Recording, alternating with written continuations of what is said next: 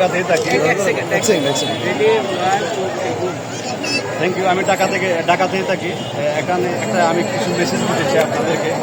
এই যে আজকে যে একটা বড় মিছিল হলো বা কর্মসূচি হলো, আমরা জাস্ট এই মিছিল বা কর্মসূচিতে সীমাবদ্ধ না থেকে যাতে কার্যকরী কিছু কাজ করতে পারি, আমি সেই মেসেজটা আমি আপনাদের নাগরিক টিভি, আমার অনেক পছন্দের একটা চ্যানেল, আমি আপনাদের মাধ্যমে আমি সেটা জানান দিতে চাই।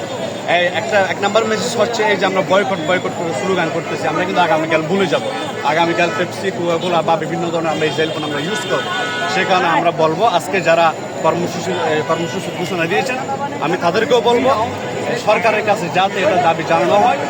এই বর্তমান অভাবনীয় এই অবর্ণনীয় নির্যাতনের প্রতিবাদ হিসেবে বাংলাদেশ সরকার স্থায়ীভাবে যাতে ইসরায়েলি পণ্যের উপর বয়কট করে এবং ইসরায়েলি পণ্যের উপর যাতে চূড়ান্তভাবে নিষেধাজ্ঞা দেয়।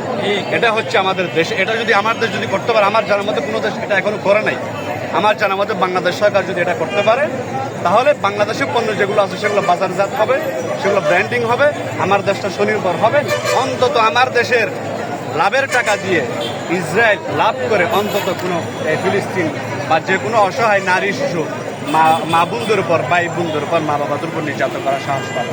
আমি সেই কারণে বলবো বয়কটটা যাতে সরকারিভাবে স্থায়ীভাবে কি হোক বয়কটটা হবে। আরেকটা কথা হচ্ছে এই যে যারা আজকে কর্মসূচি দিয়েছেন, আমি তাদেরকে বলবো তারা ইংলিশের মাধ্যমে বা আরবি ভাষার মাধ্যমে আরবের যে সমস্ত ভাইয়েরা আছে বা আরবের যে সমস্ত বাচ্চারা আছে তাদের সাথে আমরা যোগাযোগ করার চেষ্টা করি। কারণ এই যে ইসরায়েল যে ফিলিস্তিনের উপর আক্রমণ করার সুযোগ পাচ্ছে, এটার অন্যতম বড় একটি কারণ হচ্ছে আরবদের শাসকদের কারণে। আমি তুরস্কের প্রেসিডেন্ট রজব তাইয়িপ এরদোগান, তারপর সৌদি আরবের মোহাম্মদ বিন সালমান, পাকিস্তানের শাহবাজ শরীফ এবং বিশ্বে আরব আমিরাত এবং কাতার, মোটামুটি বিশ্ব মুসলিমের মধ্যে যে সমস্ত দেশগুলা মোটামুটি কিছুটা এস্টাবলিশ আছে, আমি তাদেরকে বলবো আপনাদের বিশ্বাস অনুযায়ী আপনারা যাই করেন না কেন, আপনাদের বিশ্বাস অনুযায়ী দুনিয়ার জীবনের উপরে আরও একটি বড় জীবন যেটা আসল জীবন সেটা কিন্তু আপনারা জানেন। সেখানে কিন্তু আপনাদের জবাবদিহিতার মুখোমুখি হতে হবে যদি আপনারা ইসরায়েলের বিরুদ্ধে যদি আপনারা সামর্থ্য অনুযায়ী যদি আপনারা রুখে না দাঁড়ান।